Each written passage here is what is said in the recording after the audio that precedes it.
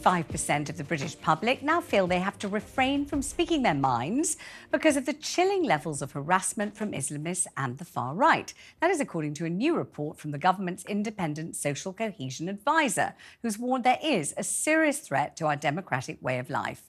As part of her review, Dame Sara is recommending an exclusion zone for protests outside schools, following the case of the teacher who was forced into hiding after showing a caricature of the Prophet Muhammad. She said the teacher was totally and utterly failed. Joining me on the programme now, Dr Usama Hassan, Imam and Islamic scholar. Good to have you on the programme. That seems like a very daunting figure, doesn't it? 75% of people think they can't speak their minds. They're worried and nervous to do so. Do you understand that fear and the root of it?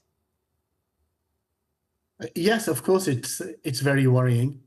And I think it's not just far-right and Islamist groups. There are far-left groups, if you like.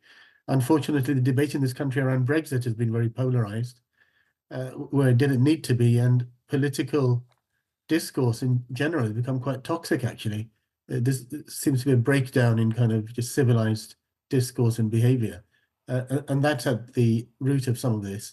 With my own work within the Muslim community and actually counter-extremism work, against the far right and Islamist also, one does get a lot of threats and abuse and intimidation. I've certainly faced that over the last 12 or 13 years, so I can relate to the findings. But I was shocked at the high level.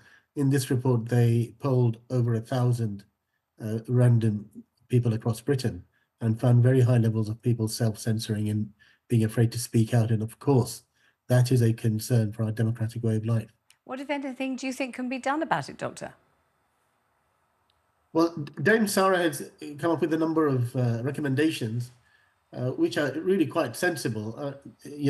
Asking government and all other agencies to promote fundamental British values, to promote the idea of a common, fruitful, positive vision of our country. It's a kind of active citizenship idea. It's not just, let life continue. But then there are specific proposals like outlawing protests within 150 meters of schools, which I think is a very sensible idea, because children should not be dragged into this, with the exception of teachers picketing on strike, for example.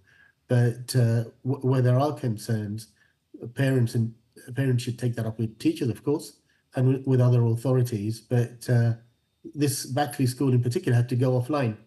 There's a school very near me, actually, where I live in East London, which also nearly had to go offline because of intimidatory protests outside the school. And that's no good. Primary and secondary school children should not have to face that kind of harassment.